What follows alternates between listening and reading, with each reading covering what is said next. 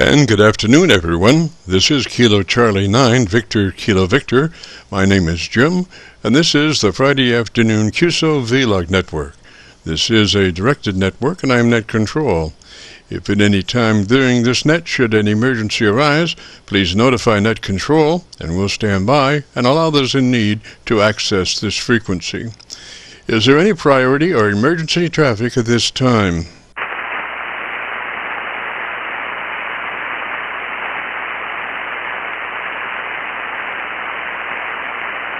And hearing nothing, we will continue.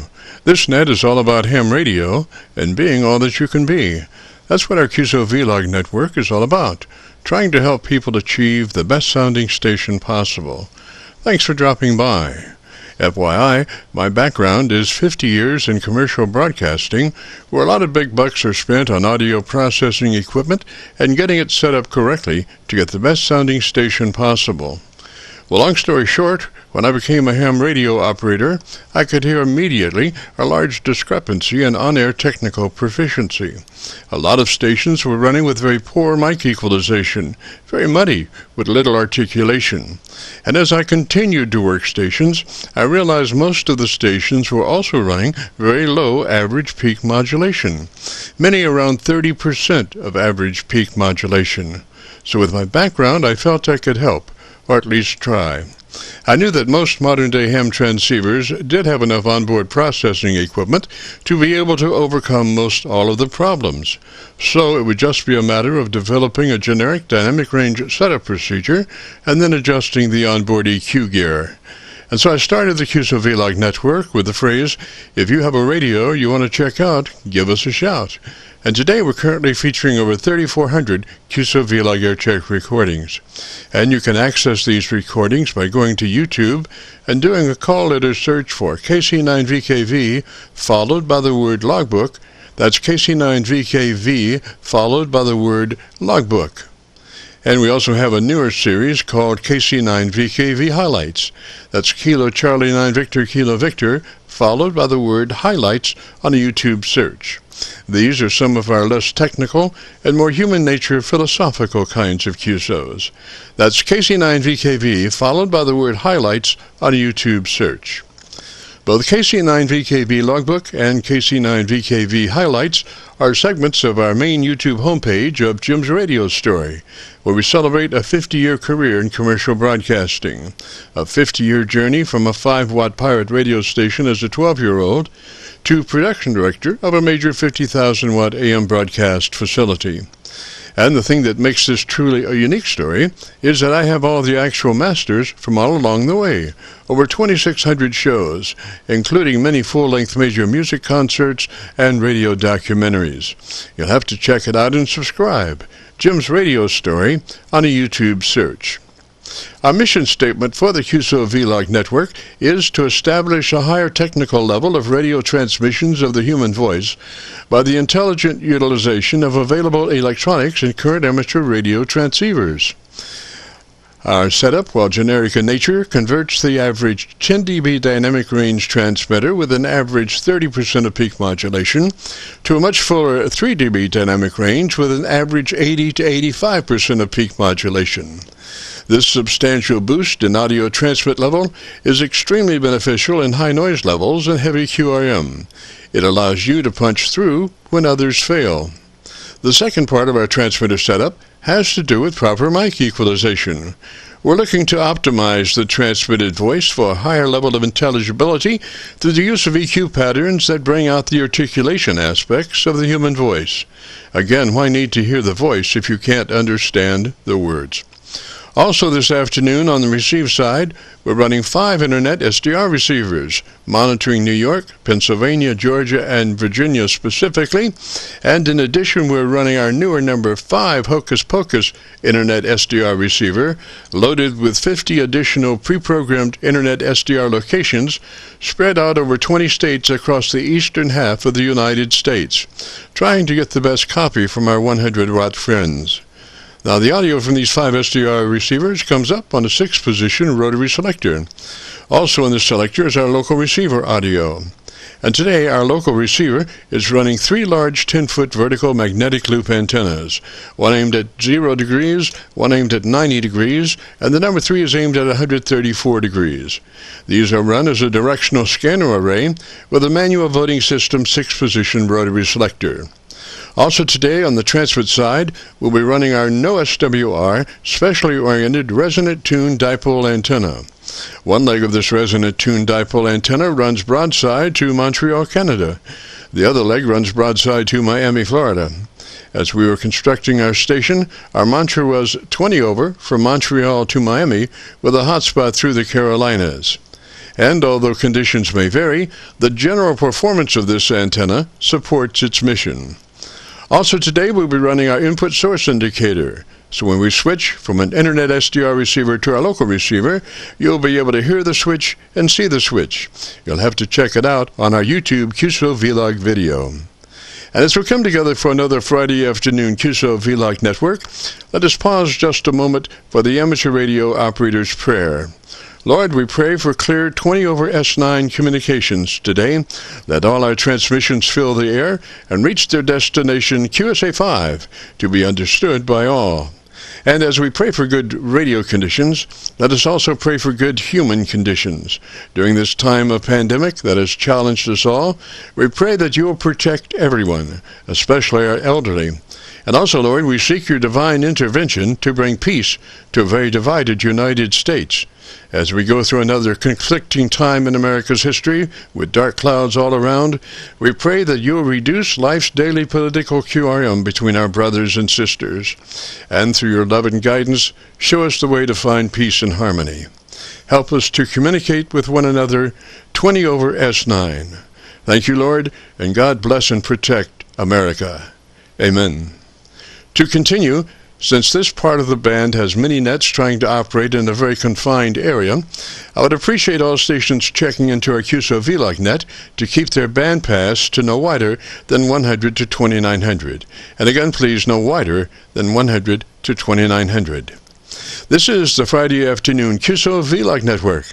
And now, with all that being said, let's open it up and see who's out there. If you have a radio you want to check out, give us a shout. This is W7LB, Whiskey 7, L Lima, D Delta, stroke 4 in North Carolina. And I'd like to get a check out here on my little Chinese G90 20-watt radio. Over. Alrighty, now that's one of those X... How do you say X? It's one of those X... How do you say X? They pronounce it Zygu. Zygu. Yes, this is Z sound. Zygu. Okay there. Who we got there? What's the name? Zygu. Okay there. Who we got there? What's the name? Name is Jack, and I just recently, this spring, moved out here from the Seattle area. I lived in Quilcene there for all my life. I'm 86 years of age, and XYO wanted to get closer to kids and grandkids, so I finally conceded, and we packed up and moved out here to Eden, North Carolina. I'd like to say that everybody down south down here has really been kind. There's just helpful, kind, just a wonderful experience all the way around. So I'm on a battery here with my little Chinese radio that weighs about, 2 pounds. Back to you, Whiskey 7, Lima Delta, portable 4.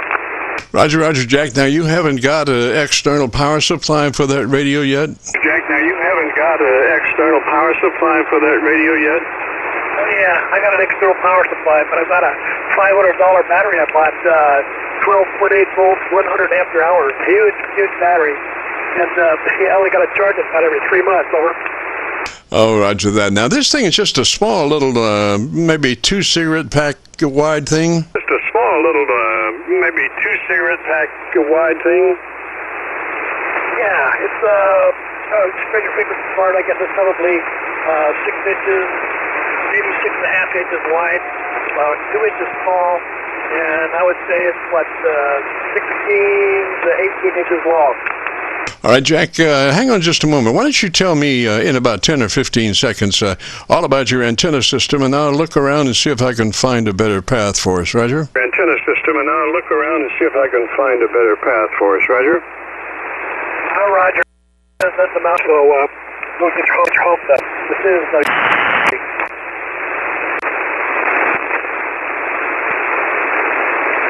I'm sorry, I needed just a little bit more, about 10 seconds worth, Roger. Sorry, I needed just a little bit more, about 10 seconds worth, Roger.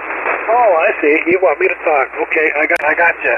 Yeah, very good. Well, let's see. It's a 80-meter dipole, which is the worst band, and the east end is up in the air about 75 feet high across some old oak trees, and it's gonna come down because the rope that holds it up is just laying across all those little bitty limbs up at the top. I don't know how long it takes for them to rub and fall down. And the other end is up about 50 feet high, and it's the same situation.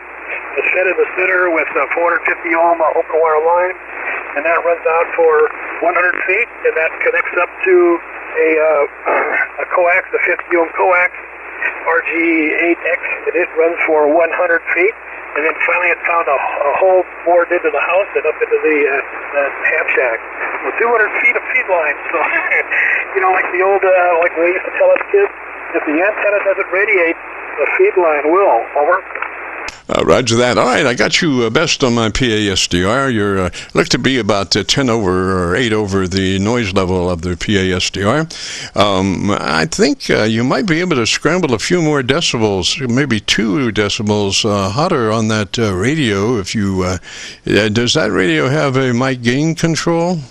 Does that radio have a mic gain control? Oh, yeah.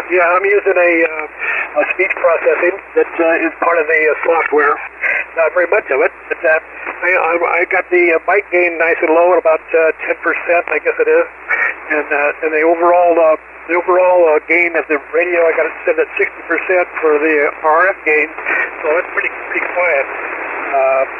I've had it here for 3 or 4 years now, ever since they came out. Paid $400 for it, and I've done 100% of all my hamming here last year using this little radio. Over. Roger that. But I have a technical question. Now, why would you run that low-powered radio at 50% RF out? Low-powered radio at 50% RF out. That's just a game setting there.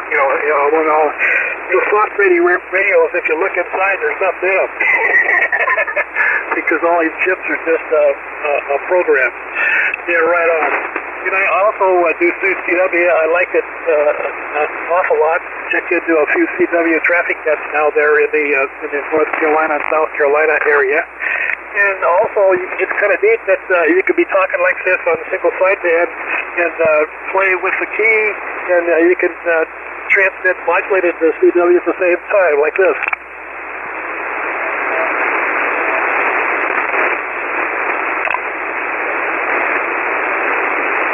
So anyway, such is life.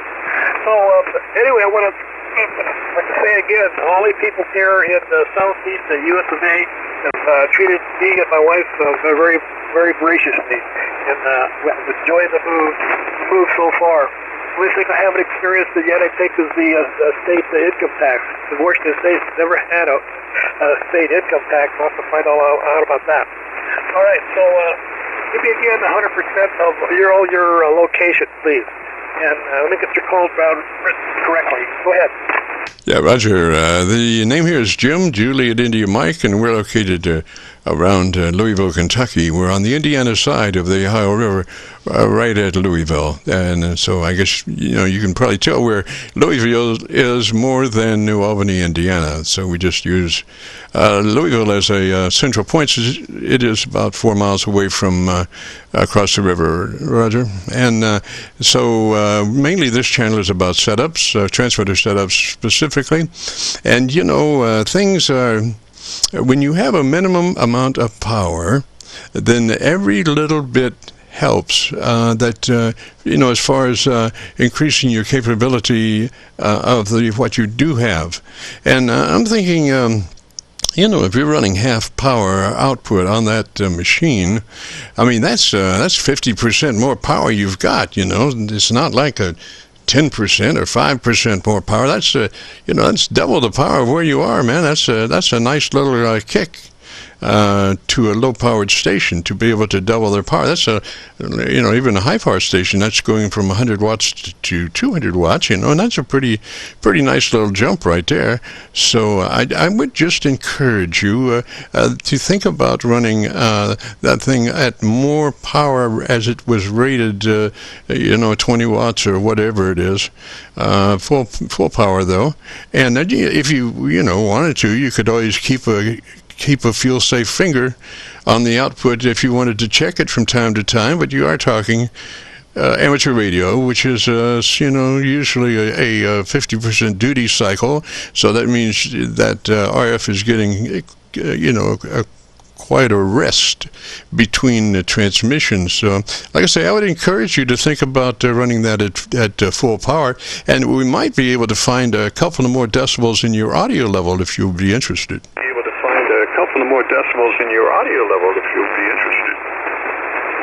Roger. So, my signal report on your end leaves a lot to be desired, I understand. What did you say my report was?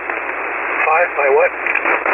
You're about 8 dB over the noise level of the PA-SDR that I'm copying on. I've got, 5 different SDR, well, more than that. I've got 4 SDRs active, and then I've got another 50 that's kind of in my suspense file that I can go to fairly quickly.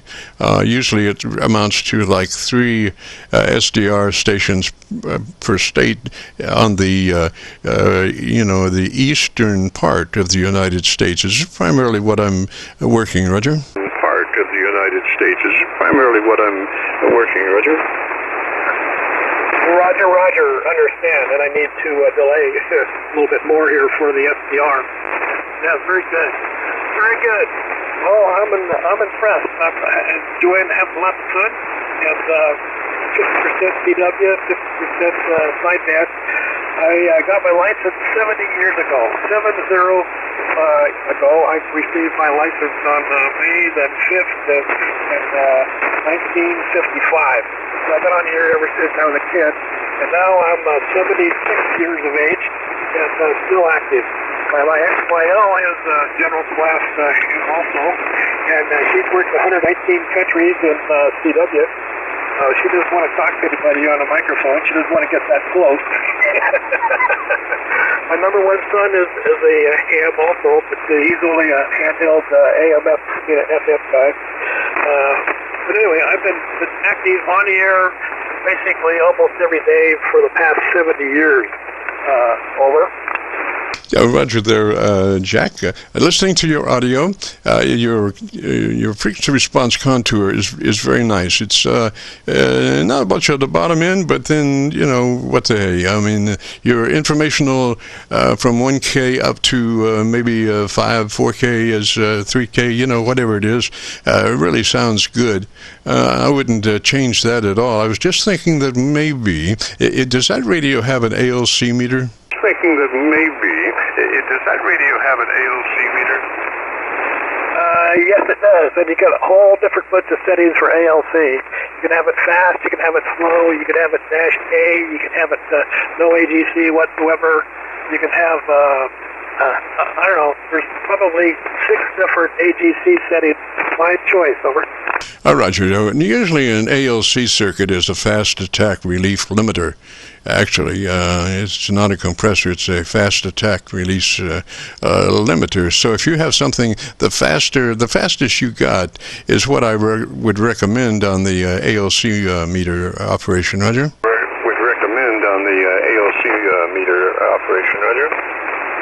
Roger, and I can even turn it clear off, have no AGs whatsoever. There's no delays at all. Yeah, no, you don't want to do that. See, your ALC is overall limiting your audio to keep it from exceeding your excursion bandwidth. And it's going to challenge stuff that comes in hot, but that starts to stack up as far as fatness in signal. So, but what you want to do, the best way I've found to set the proper radio level is use the word audio, not the back part of that, just the first part, the and you become a human test generators. And so with mic gain in hand, as you say the word audio, you adjust the mic gain until your ALC meter is running 7 or 2/3. 7 or 2/3. I found that to be the best way to set a level with your AOC for your radio. Roger? Set a level with your AOC for your radio. Roger? Testing. Yeah, understand. That's 7. I understand that. So how does that work? It seemed to come up quite a bit there.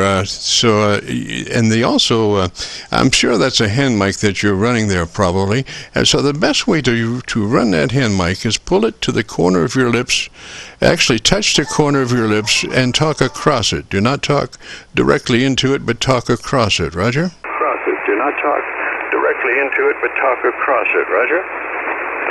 Roger, understand, and that's what I've been doing, and you shouldn't hear any P's or T's or those popping. Over. Yes, so that really sounds good right there. I couldn't tell that you were on a hand mic at all. There were no telltale signs. It was just all clean, and that's the beautiful thing about a hand mic. If you work it right, you're going to sound beautiful usually. Like if you work it right, you're going to sound beautiful usually. Roger. All right. Well, you know what? I really enjoyed our QSO here, and Jim, you're very, very helpful, and I bring up a lot of things that a lot of hams don't even know or think about. So good on you. You know, keep it coming, and I like you to encourage CW ops too. You know, that's my big interest here. Only about 25 words a minute, but that's a very good conversational speed where you don't have to write anything down. Just lean back, put your hands behind your head, and listen. It's another language. Back to you, Jim. W7LD, portable 4 through an SDR. Roger, Jack. Well, my grandfather was before the FCC, and his specialty was CW. And he would work all night long doing his CW around the world, you know. And he, like I say, he really was a CW guy. He didn't, do phone at all. So and then my father, skipped a generation, and I guess I got the bug from my grandfather because not for the code part, but for just the amateur radio, voice stuff. Roger. Amateur radio, voice stuff. Roger. Well, I tell you what, all my stuff was built for the first 20 years. Okay, I never heard a 2-meter signal for my first 20 years of being licensed, and then that came along, and I built an FM transceiver and put it on the air and used to talk to some of those local peoples around here. But a lot of various configurations of built. Para 808, Para 807, Para 809s, 813s, 4-250s. Anyway, just lots and lots of home built. And my wife was having trouble with one of them. I was working on it and I was cussing at it. My wife says, "Why don't you buy a new radio?" And I says, "What? What did you say?" She says, "Why don't you buy a new radio?" I said, "Sweetheart, you know what I want?" And I opened up the QSB, and on the inside cover, of course, was the Kenwood TS940 back in 1988. And he says, "I want one of those." She says, "Well, order it." So I called them up and ordered it, and lo and behold, it came, and $3,000 later, I had a Kenwood station. And that lasted for quite a few years. It was really a good setup. And I put up a 60-foot tower, and the antenna on the top was 2 elements on 40, and 3 elements on 20, 3 elements on 18, 3 elements on 15, and 3 elements on 12, and 4 elements on 10. And that worked out pretty good. Of course, that was a DXCC type of setup. I've just been busy here all my life with ham radio. Over. Oh, Roger. Well, you're so lucky you have the wife you do, because some wives do not share in their husband's amateur radio life, and that's That's unfortunate, because it is, room for everybody. Not everybody, I guess, wants to be an operator, but can be associated with, the hobby by supporting the guy that's in the family that's in the hobby. So there you go. And I'm glad you liked that and got that first radio. And I'm glad that you have a very cohesive family involvement in the amateur radio operations, Roger.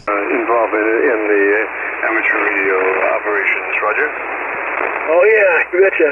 Hey, my first transmitter was in a Hills Brother 1-pound coffee can, served upside down, had a 6V6 a tube mounted in an octal socket on the top, and had a crystal socket on the side of it. And for the power supply, I just took the 110 volt lines you have in your home, and put a selenium rectifier on the hot one, and a capacitor across it to filter it a little bit, and use that for power, so there was no transformer or power supply involved. And the tube had a flashlight bulb, rubber grommet on the top, and you would dip it by looking at the brilliance of the light, and that I figured put out about 4 watts. And I used that on HF for a long time. Over. Oh, Roger. Now, did you also use a 6L6 or just the 6V6? Roger. Now, did you also use a 6L6 or just the 6V6? The 6V6. If you look it up for the two things, socket connections are 7AC, and that accommodates a whole bunch of different configurations. 6F6, 6L6, 1614. Anyway, there's several different configurations that use that very same socket configuration of an octal socket. Over. Yes, sir. Now, I did build something similar to that. It was a one-tube crystal control. I guess it was an AM transmitter. For I forgot what frequency it was, but I was always amazed. Now, it looked like to me that my device, of course, I was using a 6L6, and it looked like I was doing like maybe 15 watts, Roger. And it looked like I was doing like maybe 15 watts, Roger. Yeah, it's a pretty tough tube for its size. You betcha. You betcha. Yeah, and then the receivers, I built a number of receivers, but nothing I built in the receiver line equaled something that I could buy. We could buy more surplus stuff there back in 1955, so I could buy a BC for the 454 for 80 meters and a BC 455 or 7 for 40 meters. Anyway, they were $3.95, brand new in a box. Had 6 tubes in it, and you rewired the tube for 24 volts. You put them all in series. A rocket resistor in series with it, plugged it into 110 volts. No filament transformer, just warmed them up that way. And then you jerk out all the plates on the thermal capacitor in there, set for 3, and then pad it back up to frequency, and that means the band spread. They're broader than the barn door. But, for $5 for a receiver, that lasted a long time. Over. Oh, Roger that. And was any of that under 60 pounds? Oh, Roger that. And was any of that under 60 pounds? Run that by again. No, I was just talking about the weight of a lot of that surplus military stuff. It was, I think they sold it by the pound. Our receiver was like about 30 pounds, Roger. Our receiver was like about 30 pounds, Roger. Yeah, well, the surplus places, electronic surplus stuff from World War II was available at 10 cents a pound, usually. For a senior year of high school, we had a radio shop in high school. And then a radio shop for a senior project, I built a pair of 813s in parallel for the RF and modulated with a pair of 813s and the AM with a big modulation transformer and high voltage at 2500 volts. I had a 20 amp variac. I ran it on 220. Put a 20 amp variac on the 110 volt side, so I could run it at the high voltage up and down, kind of bring it down before I lit it off. Just have that limited onrush when you first turned it on. And I had it up here until this last December. And if you look right now at me on QRZ.com, you'll see it. I'm sitting there in a chair, and you'll see my big high school project. They're sitting right behind the chair. It's about 4 foot tall, 19 inches wide, and weighs 400 pounds. Over. Yes, sir. Yes, sir. They made some good stuff, but you were going to pay for it, and if you were the radio man, that you had to pack it around. Hopefully, you got it on the back of a Jeep or something instead of trying to carry it to the next venue, Roger. Trying to carry it to the next venue, Roger. Roger. Well, it's kids, you know. They always turn out for the work party with the kids, and the kids are strong. Yeah, you betcha. Well, my dad hated ham radio. He didn't like it, and had a little teeny house I lived in over top of the garage for my own room. And so when 15 meters opened up back there in 1955, I had a 15-meter dipole, did quite well. So I put up another one and hooked them up in phase. And so the spreaders were 8-foot-long Super-4s. One on one side, one on the other side, and it had a Y shape in the middle and fed with the 450 open lines. Well, in a windstorm, a rope broke on one of the supports on the side. So when it fell down, it was hanging vertical. It was just high enough to hit the windshield of my dad's car. So it took the windshield out of my dad's station wagon when the rope broke and it collapsed. So he wasn't happy about that. W7LD. Roger. Well, you know, life's that way as you move along in the world of amateur radio. Well, Jack, it's been a pleasure, sir. I think your audio is just beautiful now for what you got there. It's sounding, like I say, I'm using the PASDR, and you're about looks like about 3 dB dynamic range, which means your average percent of peak modulation is right about 80 to 85%. So that's a nice average percent of peak modulation for that Zygu or Guzag or whatever it is. Nice audio, Roger. Guzag or whatever it is. Nice audio, Roger. Roger. You want to learn the term Zygu G90. It's very popular all over the world, and there's more and more coming around. Like I said, the purchase price was $400. Just pretty amazing. So that's for sure. Let me tell you one more.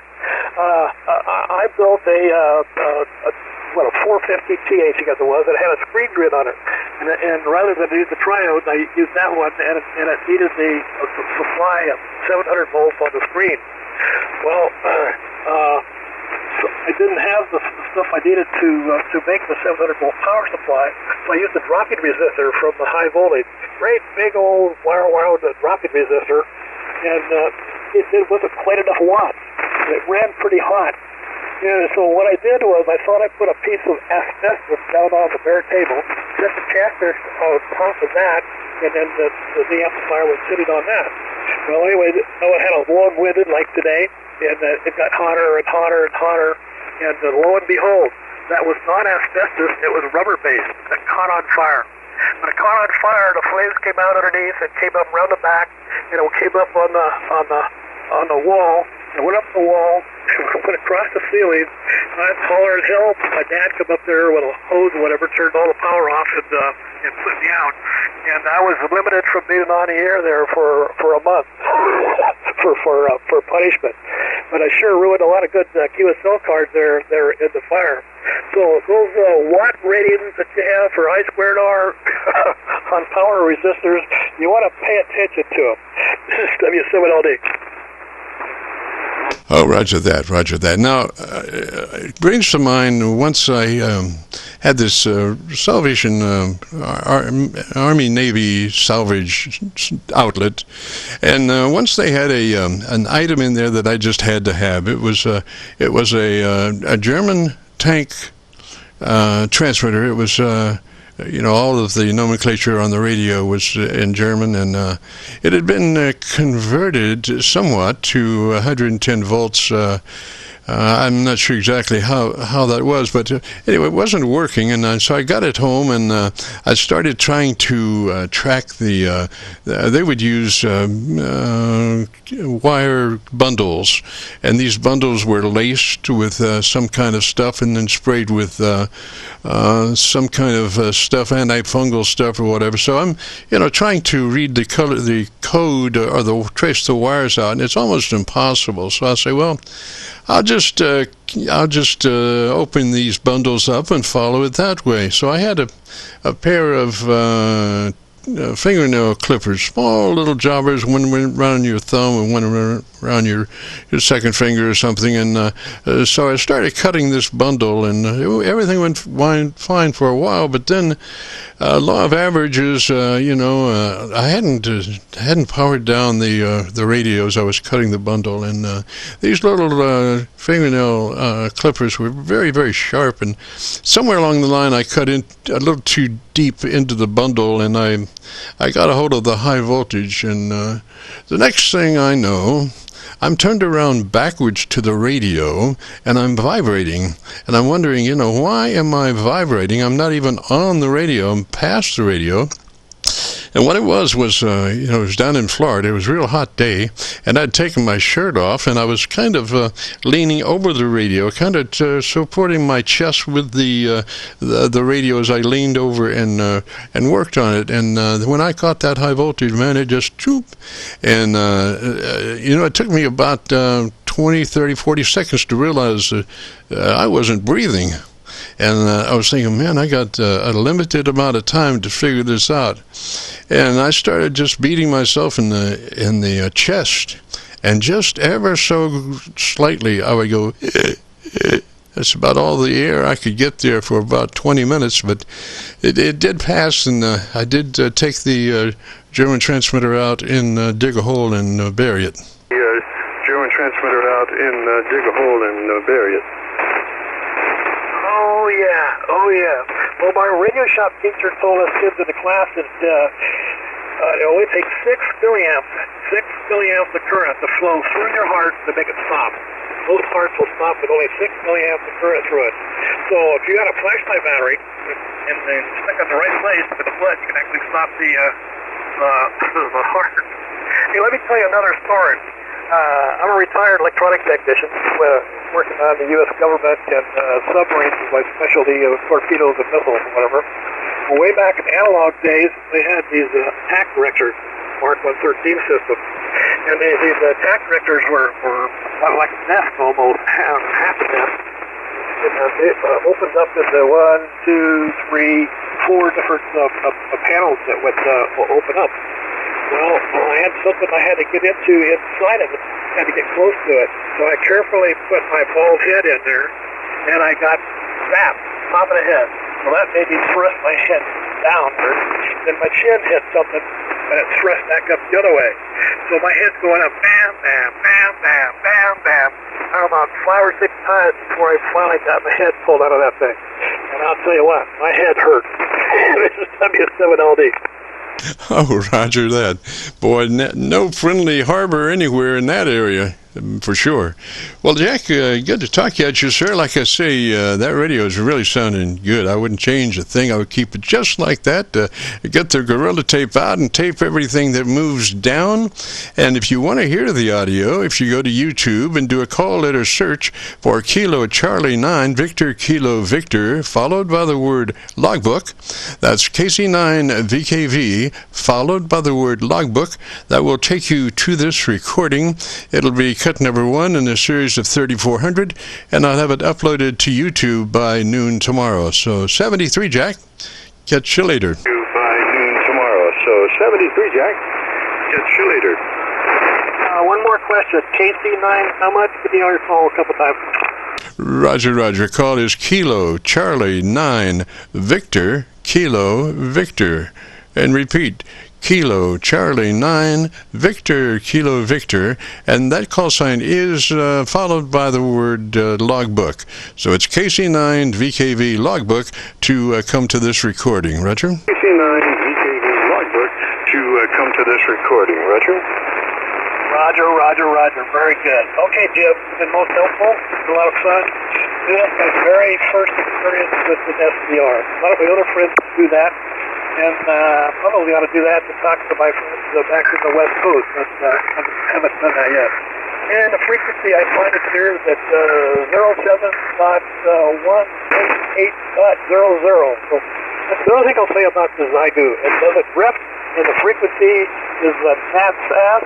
And also, you can actually adjust the main crystal oscillator that controls the accuracy of everything, even 1 hertz if you wanted to. This is simply changing this 1 hertz oscillator, and that goes into the mass of all the other things that the radio does. So how universal, huh? It gives the oscillator the choice of rubbering the master clock. Over.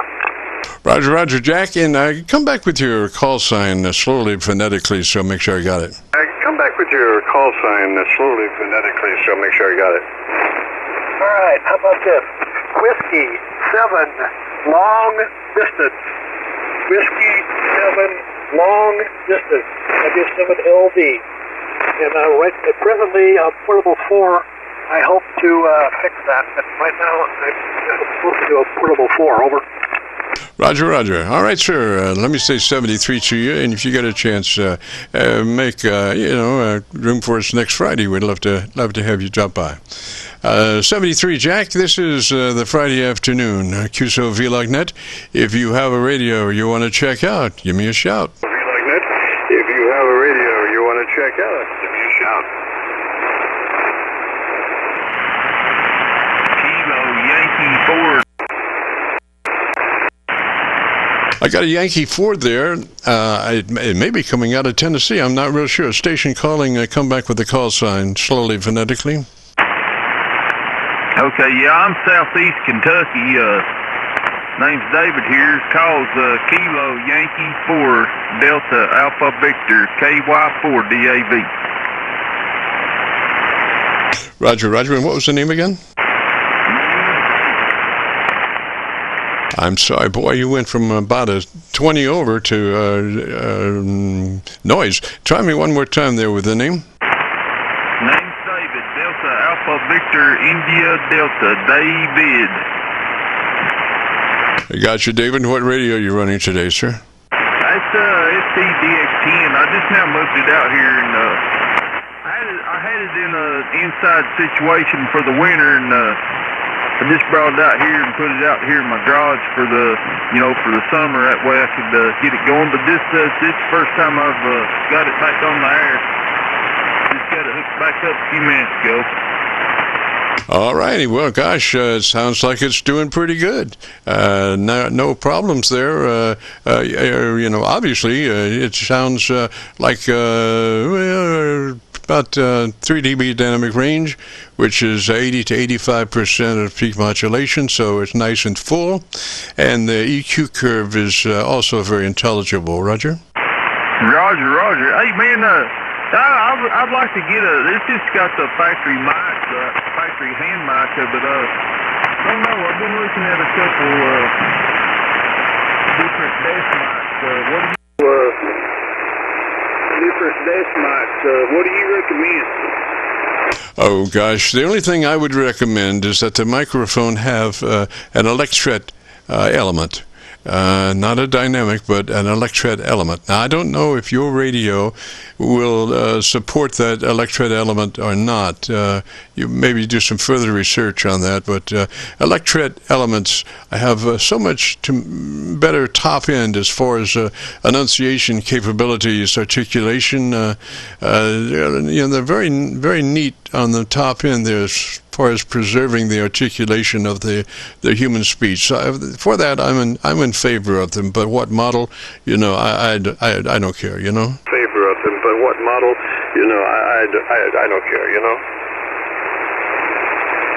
Yeah, roger that. Yeah, you've got a great signal coming in, Jim. Southeast Kentucky. I've talked to you before, so I'll say 73, though, buddy, and you keep on carrying on. KY4DAV. Roger, David, now I just got you on my local antenna, and you're about 10 over, so you can't run off right now, and we're just getting ready to do some good recording there. I'm just curious, how long have you been an amateur radio operator? Oh, man, it ain't even been 2 years yet. I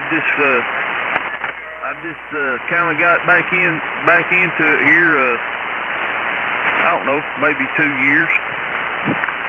Roger. Now, do you, shoot like the pine trees, trying to get to the top of those pine trees and get that antenna up there 60, 70 feet? Yeah.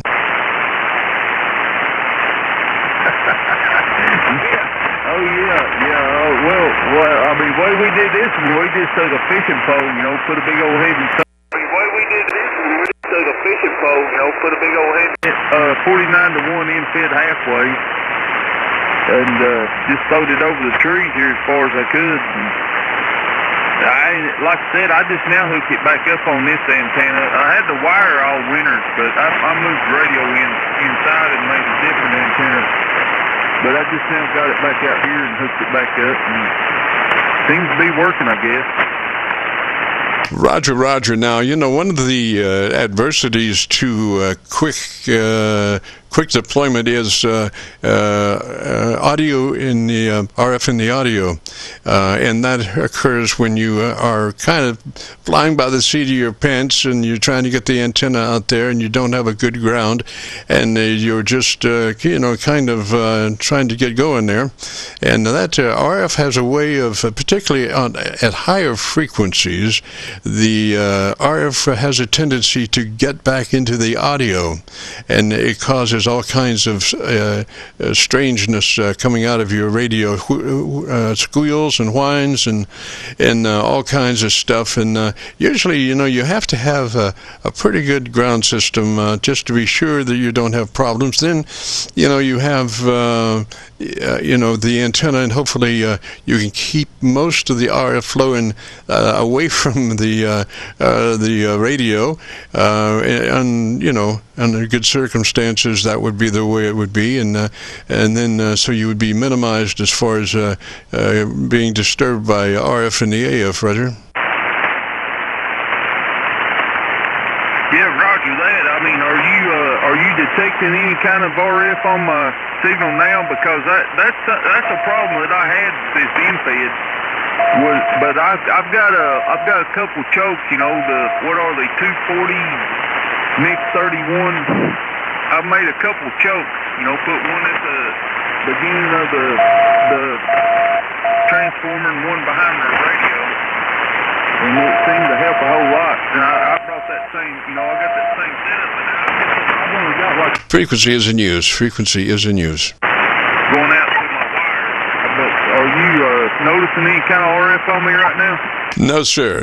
You're clean as a whistle right now. I was just speaking futuristically possibilities, and I have a cure for that. Let me say this. I have a detection mode when I'm suspecting that I may be subject to RF and the AF, and that is that I normally have a certain audio level feeding the radio, and then I have a 10 dB boost position, which means I can bring the audio up 10 decibels above what's really needed there. And if I don't take off squealing or something with a 10 dB boost in the audio level, then I consider myself perfectly safe from RF problems, because you're bringing that audio level up 10 decibels above normal operating volume, and so the higher the mic gain, the more probable you are to RF detection in your audio system. So I'm boosting by 10 decibels over my normal operation, and if I don't hear anything or take off like a big bird squealing, I figure I'm all right, Roger. Like I said, I just moved it out here, and I got it grounded good and everything, and but this moved it out here, and I got it grounded good and everything, and I've got it all choked and everything. And I was hoping I didn't have any other problems, but that was a big deal, man. It was kicking breakers. It was making my washing machine kick on and off, and all kinds of RF in the house. You know, when I had it back in there in the winter. But I think I've got it figured out now. Roger, David. And I'll suggest something for you. If you ever have that problem, you could prepare ahead of that. And that is to get you one of those old CB field strength meters that had a little antenna for detecting RF, and that little sniffer there with that little antenna on it is really neat in the shack because you can turn the sensitivity up all the way and then go just looking around for hot spots in your shack by this Radio Shack. It's a field strength meter, and it's also a SWR bridge meter. But in the field strength position, it's really neat in the shop because then you can actually see RF, which is a interesting thing to be able to do. Roger. Yeah, Roger that. Yep. We actually did that. A buddy of mine got one. He brought it over, and it was tagging out. You know, back when I was having trouble. And I got to researching it and put these chokes on with the mix 31 ferrite or toroid cores, whatever you call them. But wrap it 9 times around it, put one behind the transformer, one behind the radio, and that seemed to cure it. Roger, David. Well, I'm so happy for you that you're not incurring those kind of problems right at the moment. Now, keep my fingers crossed that it doesn't happen in the future. If you do, there's always that ground poise part to the antenna that you could try to minimize the RF floating around, and also if you wanted to, like I have 3 separate grounds. You might pound some grounds and try to separate them by 3 or 4 feet, and use one ground for your power output amplifier and the antenna switching and stuff like that. Use another one for the radio, and another one if you're using an outboard preamp or something like that. So it didn't make much sense to me to tie my mic ground to my power amplifier ground. Roger. Yeah, Roger that. Yeah, Jim, I'll let you go, man. I'm going to get off here. It's starting to pick up raining pretty hard here, and like I said, I'm out here in this garage and this metal roof. It's getting a little bit hard to hear, but I appreciate what you do, and I'll say 73 KY4DAV. Roger, David 73, sir. Have a great afternoon, beautiful weekend. And if you wanted to hear your audio, if you go to YouTube, do a call letter search for KC9VKV, followed by the word logbook. That's KC9VKV, followed by the word logbook on a YouTube search. We'll bring up this recording. It'll be cut number 1 in a series of 3,400, and I'll have it uploaded to YouTube by noon tomorrow. So 73, David. This is the Friday afternoon Qso-Vlog Network. If you have a radio you want to check out, give me a shout. Whiskey Bravo 9, Delta X-ray. Delta X-ray station. Come back and give me your call sign again, slowly, phonetically. Whiskey Bravo 9, Delta X-ray. Whiskey Bravo 9, Delta X-ray. Roger, what's the name there? All right, Joe, and what's your location, sir? Yeah, we're about 8 miles east of Evansville, Indiana. Roger that, Joe, and what radio are you running, sir?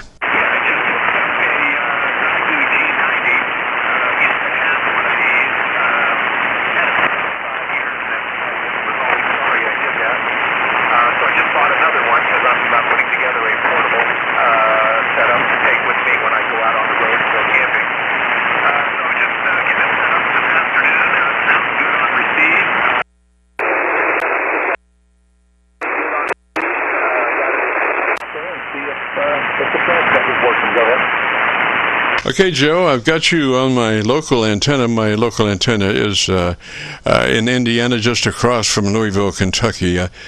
Probably, would have been better. Maybe I could have caught another SDR somewhere, but that's where it is. I'm on my local 7300 with my dipole antenna. You're about 3 decibels over my noise level. I'm hoping that comes up a little bit. And the radio, is that a Xiegu G90?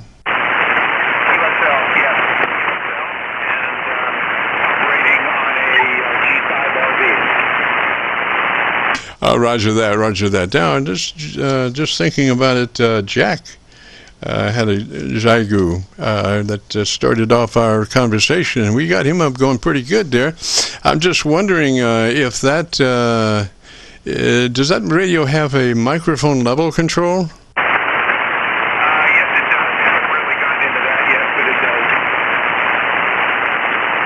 Okay, so let's first thing first. Let's just go ahead and we're kind of out of sequence here, but I want you to go to your ALC meter. Go to your ALC meter with mic gain in hand, and as you say the word audio, don't worry about the last part of that.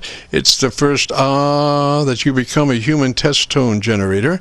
And so I want you to, have your hand on that mic level control and set it for 7 or 2/3 on your ALC meter as you say the word audio, and become a human test tone generator. Roger? Yeah, I may have to do that at a different time. I just got a phone call and I need to shoot out of here for a few minutes and take that call. But I'll try to get back with you if you have a break between other stations. Pleased to make your acquaintance, and I hope to get back in here in just a few minutes. 73 for now, WB9DX to the telephone. Roger, Joe, 73, sir. If you get a chance, jump back in. We'd love to have you. This is the Friday afternoon Qso-Vlog net. If you have a radio you want to check out, give me a shout. Kilowatt 4, Yankee Fox Radio. Okay, got Kilowatt 4 Yankee. What was the rest of that? Foxtrot Radio, is that Roger? Yeah, Kilo 4, Yankee Fox Radio. Roger, okay, what's the name there?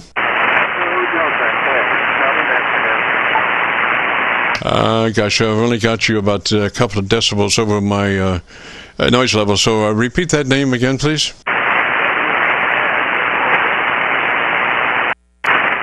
I'll tell you what, man. Why don't you tell me about your antenna system there for a short, and let me see if I can get one of my SDRs. I've got 3 dead SDRs. That's pathetic. But I do have 2 that are running, so I guess instead of I got 3 that are dead on arrival, and I've got 2 that are working. So it's less than 50% of my SDR capabilities. Come back and tell me about your antenna system again, and let me see if I can possibly find a better path for us, Roger.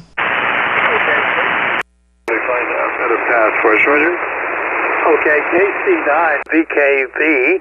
This is Kilo 4, Yankee Fox Radio. And Jim, my name is Ed, Echo Delta. My antenna system is a doublet, 88 feet long, center fed with balanced line, and it's up about 80 feet off the ground and broadside in your direction. It favors east and west. And so that's the story of this end. I'm running a 7600 radio into an 811 amplifier at about 400 watts into the antenna. Okay, KC9VKV from K4YFR. Over. Roger, Ed, boy, I tell you what now, this is the PA SDR that I use. It's just outstanding. I've got you now on that SDR. You're about 15 over. Very clean. Your audio is has a nice audio texture to it, contour, very intelligible. I wouldn't change a thing there. And it looks to be that your ALC meter is running between 7 and 2/3.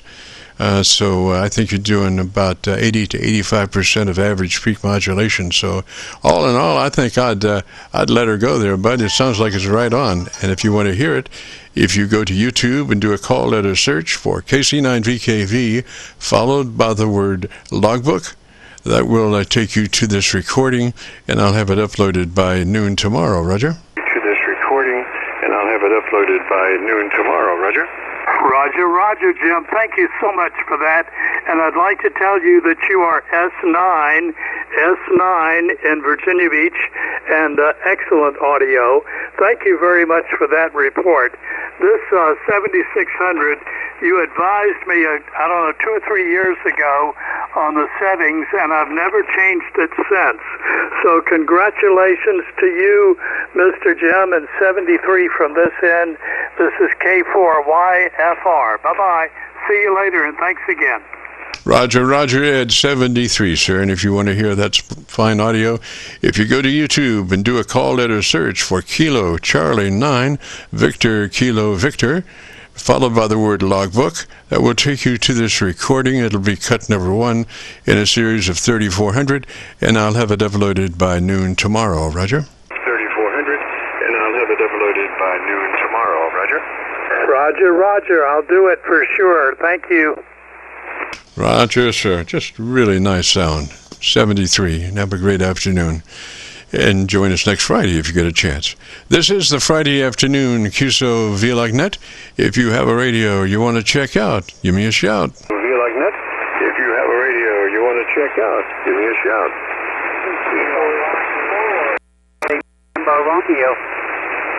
Something ending in Romeo, come back slowly phonetically with the call sign. Something ending in Romeo, come back slowly phonetically with call sign. Kilo, Mike, 4, Charlie, November, Romeo. Okay, station, your audio seems to be a little distorted. I'm not sure exactly why. It could be RF in the audio. Have you had any problems before about that? RF in the audio. Have you had any problems before about that? Yes, I've got to change my wiring, and I think I need to change my wiring over. Yes, sir. You're getting quite a bit of distortion. Now, what we might do is try to figure out rather crudely where it's coming from. Are you on a hand mic or desk mic? Rather crudely where it's coming from. Are you on a hand mic or desk mic? Desk mic. On a desk mic. Do you have a hand mic handy? On a desk mic. Do you have a hand mic handy?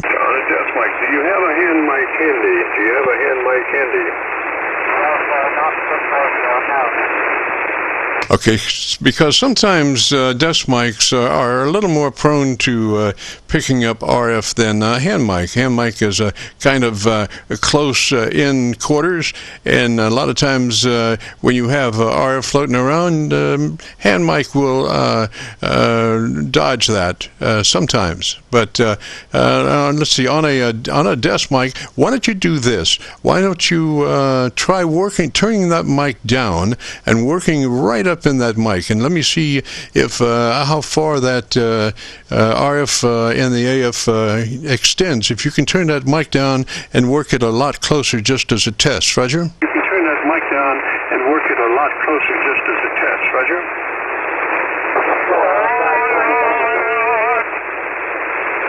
This is a controlled frequency. It is a network. Thank you, sir. Station that we're talking to. Again, try working closer mic and at a lower level on your mic gain control.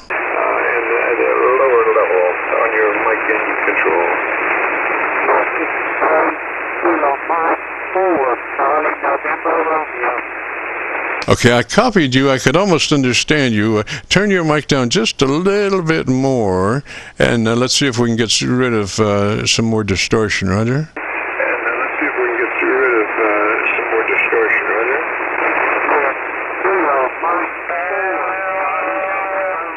What do you know? Delivered QRMing. A delivered QRMer. Boy, we got him. Problem is, how do you get rid of him?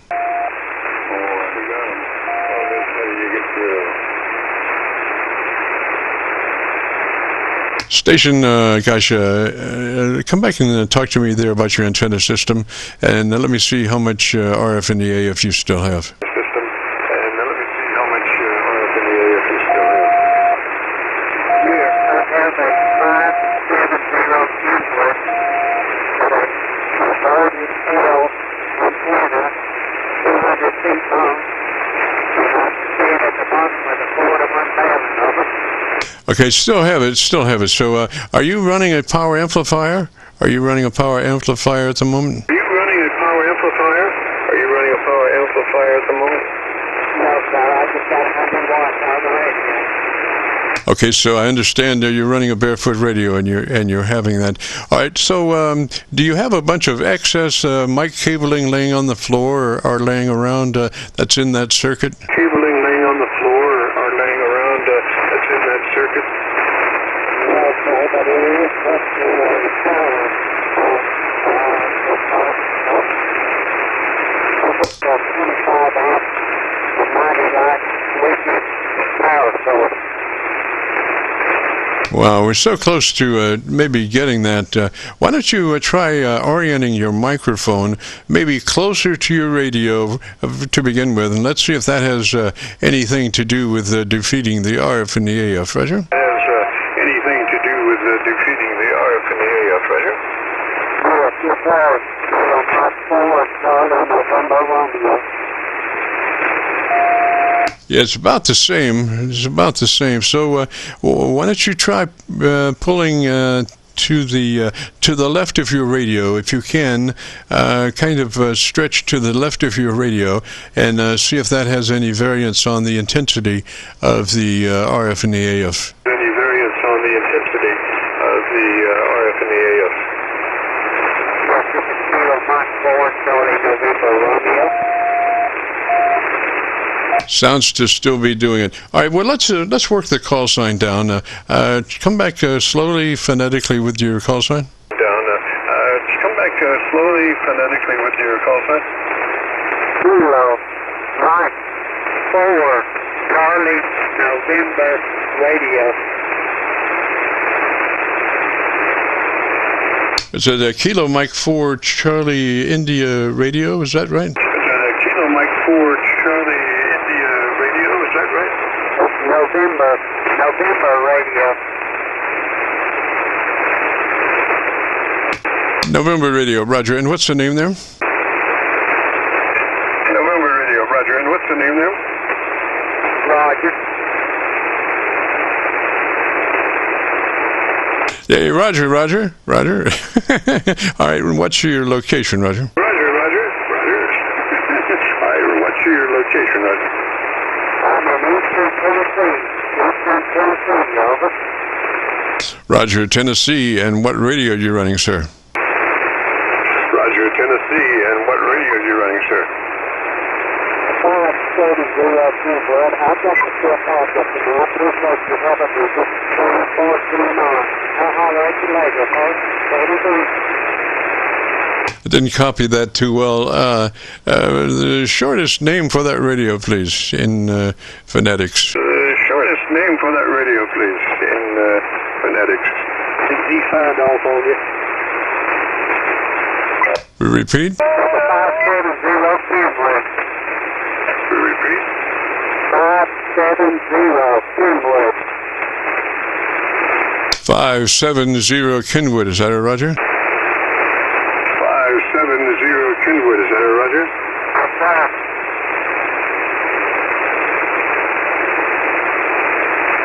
Roger. Well, gosh, I really hope to be able to help you with that RF and the AF, but it sounds like it's a pretty severe case, and you've moved around, you've done this and you've done that, and I haven't heard it change at all. It's very, very consistent level of what it is, and just moving around a little bit doesn't seem to work. So it's pretty heavy, and you varied your mic level, and it still was about the same amount amount of RF in the AF. And usually, if you move around a little bit or you change the mic level, that will shift. And it did not shift in your situation. So I would think what you might want to try to do is get an old CB RF field signal amplifier. Well, it's not an amplifier. It's a handheld SWR bridge that has a field strength meter built into it,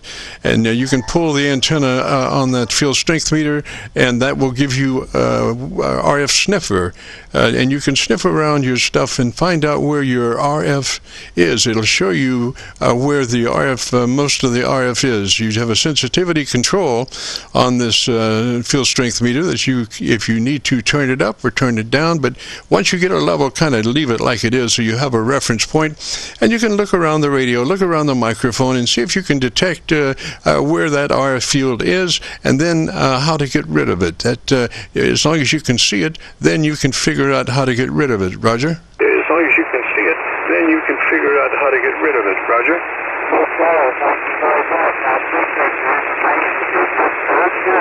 Trying to get idea what it might be, power source or from the way my wire. Yes, sir. Like I say, you are almost unreadable at this point. The distortion is so heavy that it's really, really difficult to understand what you're saying. So anyway, if you get that field strength meter, and remember, you have to talk to get an RF signal going there, obviously around your shack, or maybe RTTY or something that will give you a constant RF level to start sniffing, because you want to stabilize that signal that you're searching for, because then you will know what's hot and what's not. If you don't have a stabilized signal, then you have nothing to reference it to. So I would use RTTY or some configuration like that on your radio that would generate a steady tone, steady signal for 5 or 6 seconds at a time if you are looking around different parts of your radio shack for RF noise.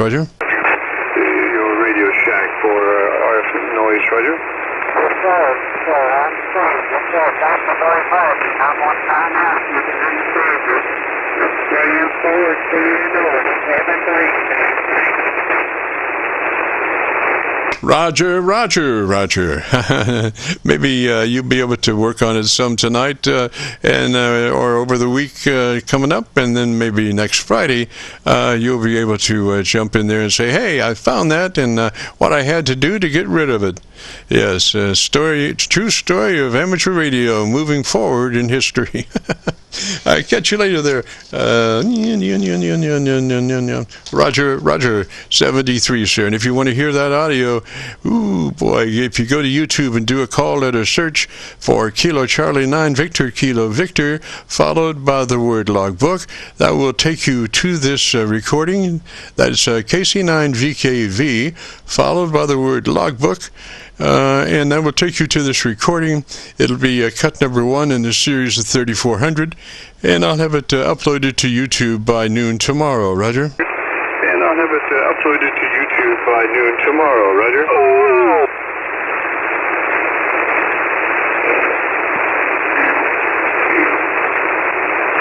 73, Roger. Catch you later. This is the Friday afternoon Qso-Vlog net. If you have a radio you want to check out, give me a shout. Vlog net. If you have a radio you want to check out, give me a shout. It's K9. Okay, yeah, it's K9KXK. I'm located near St. Louis, Missouri, about 15 miles north of St. Louis, just across the Mississippi River here in Illinois. About 500 watts on an MFET antenna here. K9KXK. Roger, K9 KSK, is that a Roger? And KSK, is that a Roger? Kilo X-ray Kilo. KEK, KSK? KK.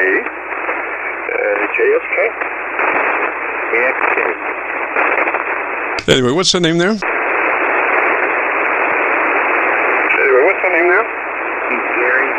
Alpha Romeo Yankee. Roger, Gary, and what's your location, sir? Roger, Gary, what's your location, sir? Gillespie, Illinois, about 50 miles north of St. Louis, Missouri.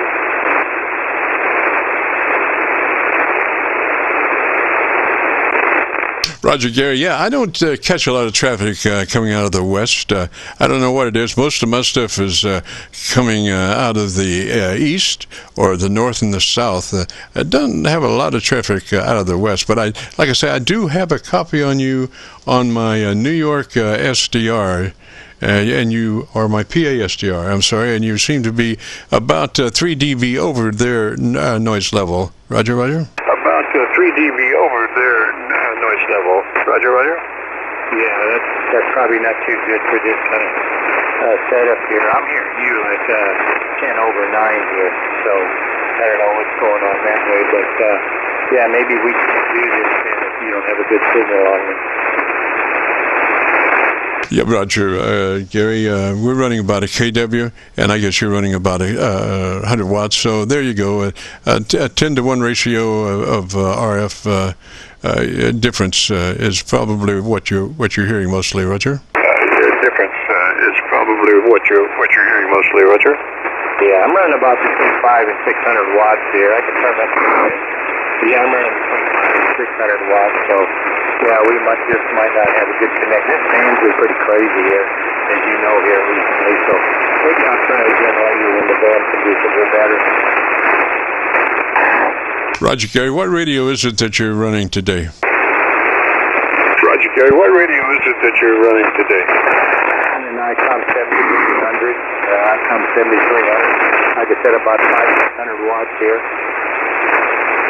Was that a 7300? Was that a 7300? Yeah, I'm running a 7300 and a Heil ICM mic. And I got it all set up with the Heil, in settings from this side, the basic settings. So I was just wondering how it's playing here. K9VKV. Roger, Gary. Well, the first thing in our setup has to do with your transmitter bandwidth, TBW, transmit bandwidth. That 7300 has 3 selections. One of those is wide, 100 to 2900, and that's the one we suggest that you use, the wide 100 to 2900, because that gives you then just a slice of daylight before you're into somebody else's conversation. Roger? Right, before you're into somebody else's conversation, Roger? Roger. That's what it's set at. It's on the 2900 setting. All right, then we move to your compressor processor, and we want just a third of that, like a 3 out of 10. 3 out of 10 on that 7300, Roger? 3 out of 10? 3 out of 10 on that 7300, Roger? Yeah, it's set on 2 right now, so I can go to 3, but I usually keep it at 2. Yeah, I would bump it up to 3 if I could, because you're not going to have any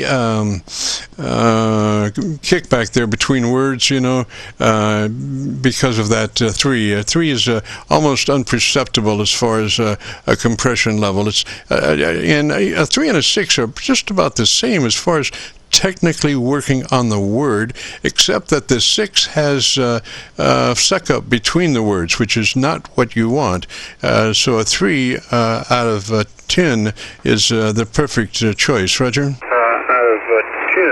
is the perfect choice, Roger? Okay, I just set it at 3. It's at 3 now. I bumped it up to number 3. Yes, sir. Now to your ALC circuit with mic gain in hand. And as you say the magic word audio, you become a human test generator. And you say the word audio. Don't worry about the last half of that word, just the part. Don't, say it hard. Just say it like you would say any other word in the QSO. And adjust your mic gain until your ALC meter is running 2/3. Roger? Until your ALC meter is running 2/3. Roger? Roger. audio, audio, audio, audio, audio, audio, audio, audio, audio. See, Gary, that's the neat part about that word. I spent about 2 months looking for just the perfect word to use as a test tone humanoidal generation type thing.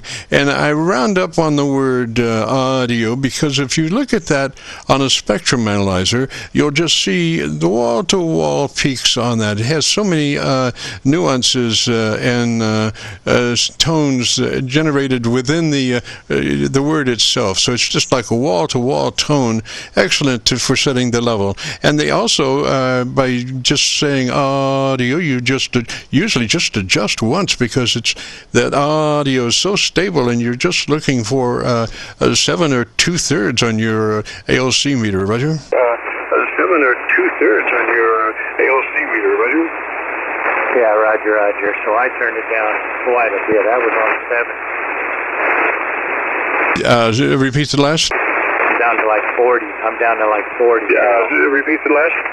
Oh, Roger, Roger. Yes, and that's a nominal level. You know, anything 4, 5, 6 in that range, I consider that to be just perfect. It's when you start down into those ones level, for whatever reason it may be, you're really approaching possible distortion, peak distortion on your preamp in your radio, because you want to be up there around 3, 4, 5, you know, and be well nominal in that that level, so you're nowhere close to causing overload distortion in your first part of that mic preamp, Roger. Overload distortion in your first part of that mic preamp, Roger. Yeah, Roger, Roger. I'm on 3/4 now. I could probably turn down a little bit more. Yes, sir. Yes, sir. It's just to the right of center. You know, just to the right of center, and that will give you a 3 dB dynamic range, and that will also give you 80 to 85% of average peak modulation, which is just a beautiful signal, nice and fat, and but no distortion. Roger. Signal, nice and fat, and but no distortion. Roger. Roger, Roger.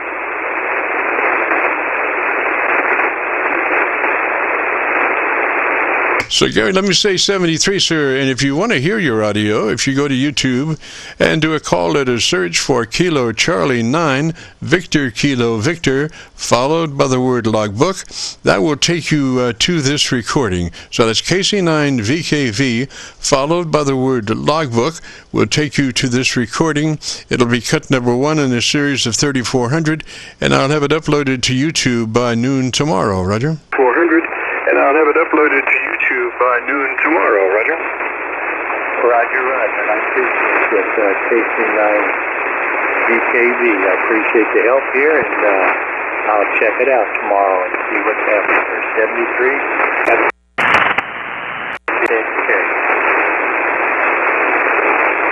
Roger, Roger, Gary, 73, sir, and we'll catch you next Friday, if possible. This is the Friday afternoon Qso-Vlog net.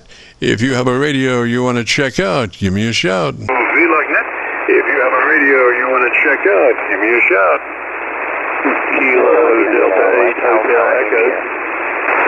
Hotel Echo Station, come back slowly, phonetically with your call sign. Hotel Echo Station, come back slowly, phonetically with your call sign. Kilo Delta 8 Hotel Echo. Roger, Roger, Hotel Echo, and what's the name there? Roger,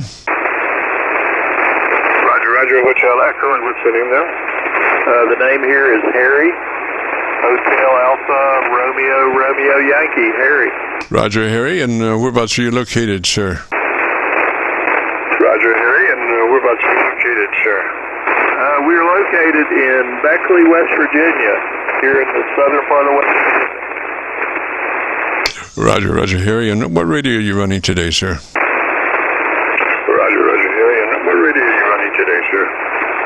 We are running an COM 7300, and we're feeding a 50-foot end-fed probably about 20 foot in the air. Roger, Harry. Now, I think I can help you quite a bit because I'm running a 7300 also. So if you'd be interested, the first thing is to be sure that you're in that 100 to 2900 transmit bandwidth. You have a selection of 3 TBWs, and what you want to be is in that wide one, 100 to 2900, and that gives you just a slice of daylight before you enter somebody else's conversation. Roger? Slice of daylight before you enter somebody else's conversation. Roger? Roger, yeah, let me see. Yeah, I'm set on the wide setting as we are right now. Great, so you're in the wide now, Roger? Great, so you're in the wide now, Roger? Roger, yes. Okay, so next is your compressor. We want that on at a 3. 3 out of 10. So compressor on and a 3 out of 10, Roger? Compressor on and a 3 out of 10, Roger.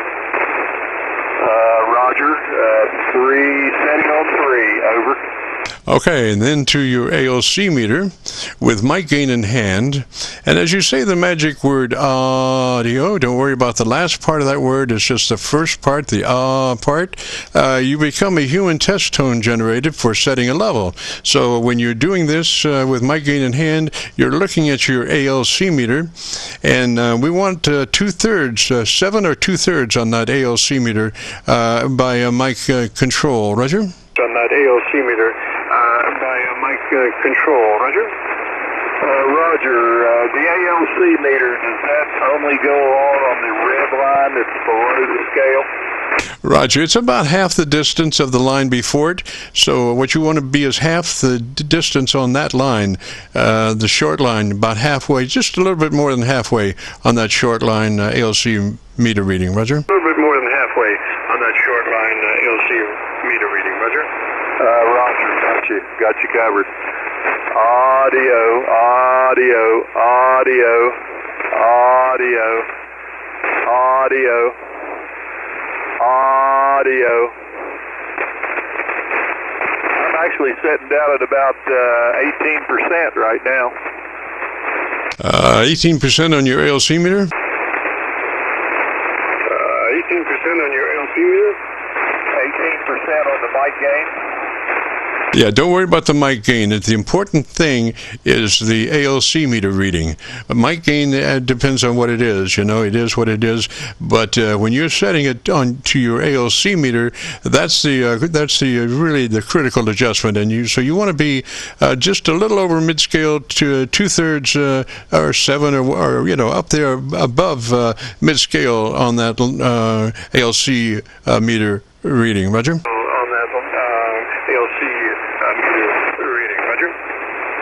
Roger.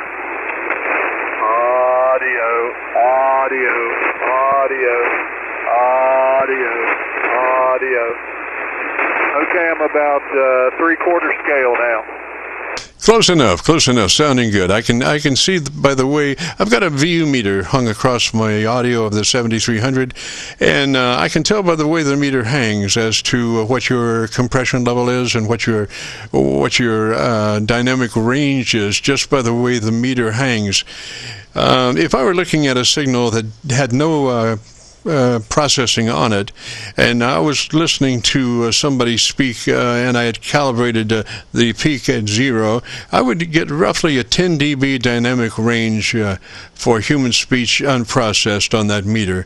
So that's nice, but it's not fat enough for radio, for ham radio. So we want it fatter, louder, and so we're looking for, instead of a 10 dB dynamic range, we're looking for a 3 dB dynamic range, which would then, we've kind of shrunk this audio dynamic range within a handy reference there of 3 decibels, which is not too hard, that it's very easy to understand.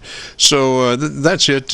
Bring your mic gain up, and usually what I do is try to come up just a little bit below, and then I just keep saying the word and I keep bringing that volume up to where it is 2/3 reference on the AOC meter. Roger? 2/3 reference on the AOC meter. Roger? Okay.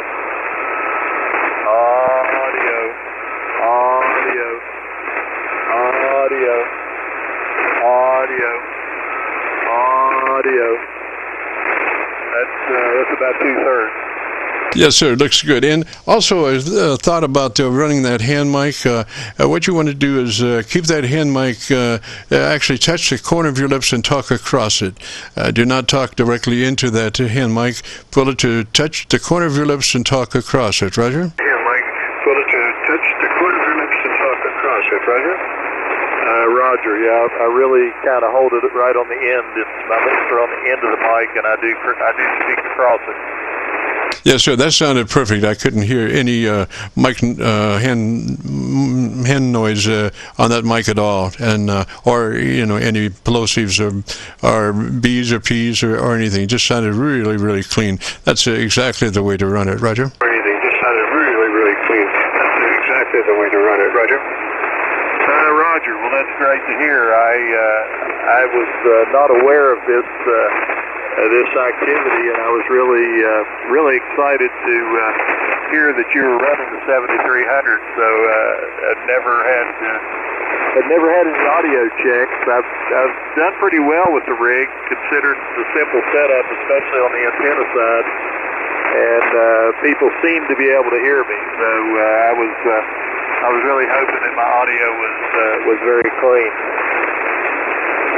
Yes, sir, definitely doing a nice job. Now, at your convenience later on, you might want to get just a little brighter on the top end of your audio, which is a couple of clicks of treble boost. When you get to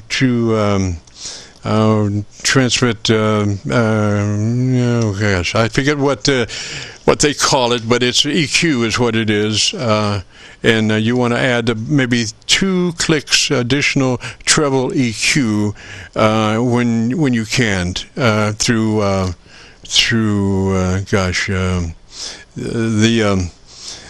you can't think of it now. The 2 arms there, hammer and a wrench or whatever it is. That's your where you want to go for settings, Roger. It is. That's your where you want to go for settings, Roger. Yeah. Okay. Let me see if I can find it. I'm not sure that I know where it is.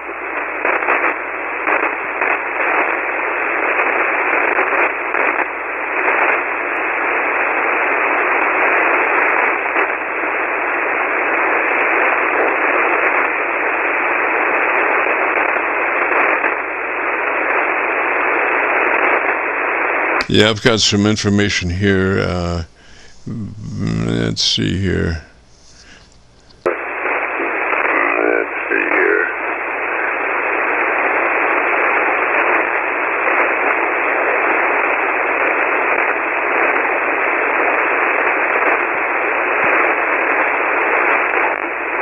Okay, I believe I found it. Okay, so you have treble and you have a bass EQ, and we just want to bring the treble EQ plus 3 from where it is right now, and just leave the bass where it is. We just want treble plus 3, Roger? Just leave the bass where it is. We just want treble plus 3, Roger? Okay, I said treble plus 3. Alrighty, and then tell me about your antenna system there for a minute, and let me listen to you. Tell me about your antenna system there for a minute, and let me listen to you.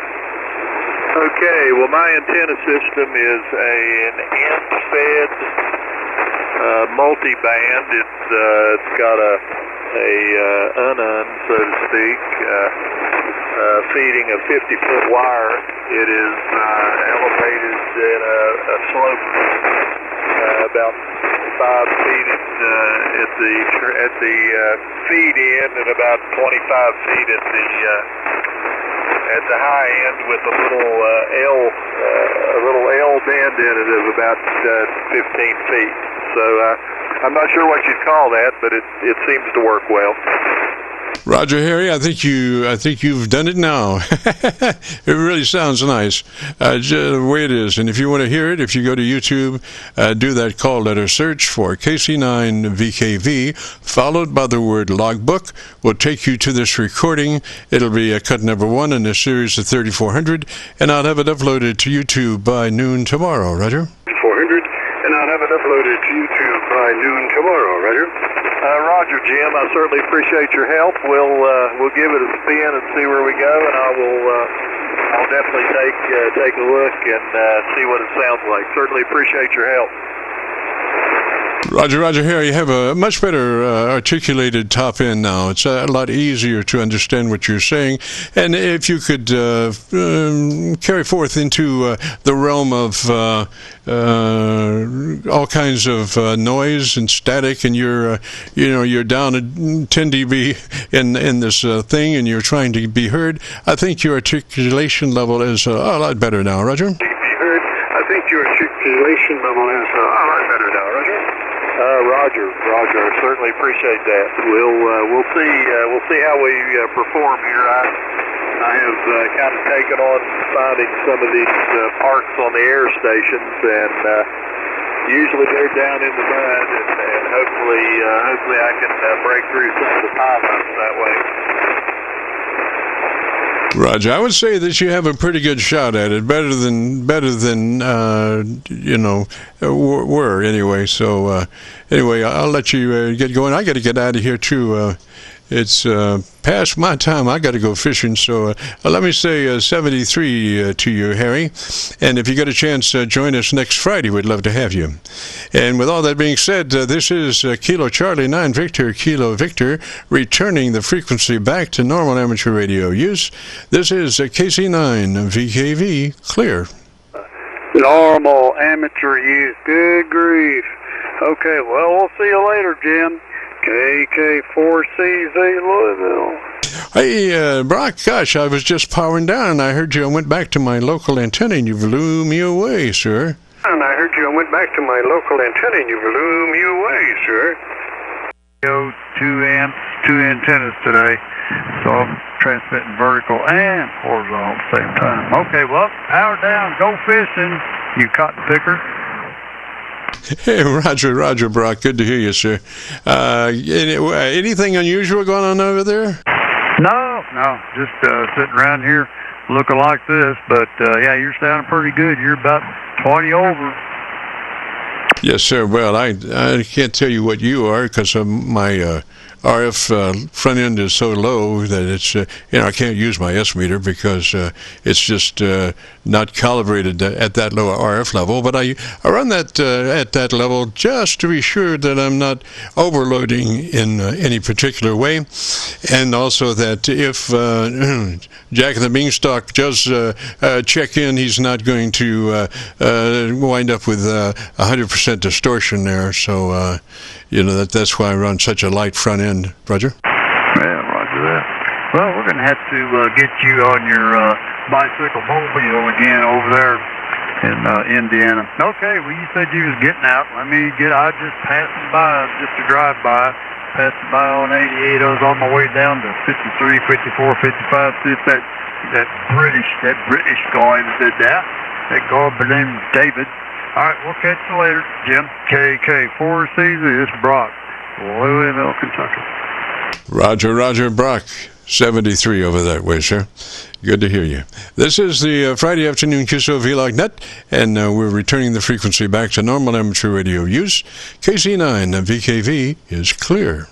Hey, KC9VKV, this is KQ4 White. I'm going to catch you next week. I didn't get in here in time, but I'm going to catch you next week. I didn't get in here in time. Roger. Next week, we'll see you there.